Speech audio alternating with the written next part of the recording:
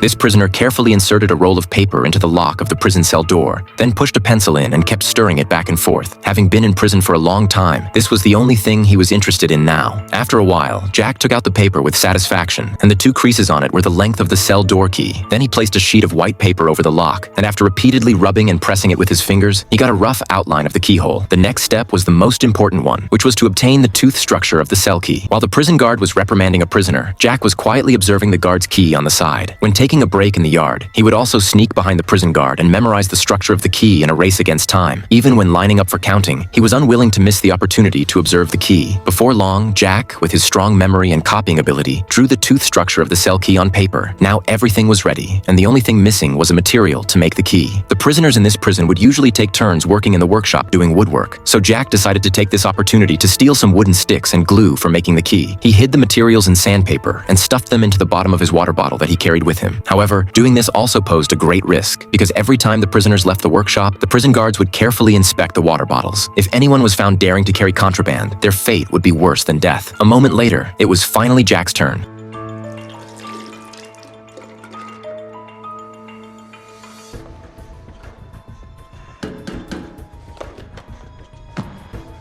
Jack managed to pass the inspection without any mishaps. After returning to the cell, he quickly took out the wooden sticks and glue. To avoid any unforeseen circumstances, he had to make the key as soon as possible. First, he cut out the handle of the key in various parts, then glued them together. To speed up the process, Jack unscrewed the lampshade and used the heat to accelerate the drying of the glue. Before long, a semi-finished key was made. Then he picked up a file and began to patiently grind the tooth structure on the key. He had already memorized the shape of the key by heart. Soon, a key identical to the one on the prison guard was finally made. The next moment was the crucial moment of the prison break. Jack inserted the key into the lock with great trepidation. After a few gentle turns, it incredibly smoothly opened the mechanism in the lock. Jack was overjoyed, as if he already saw freedom beckoning to him. But when he excitedly opened the cell door, his joy immediately vanished.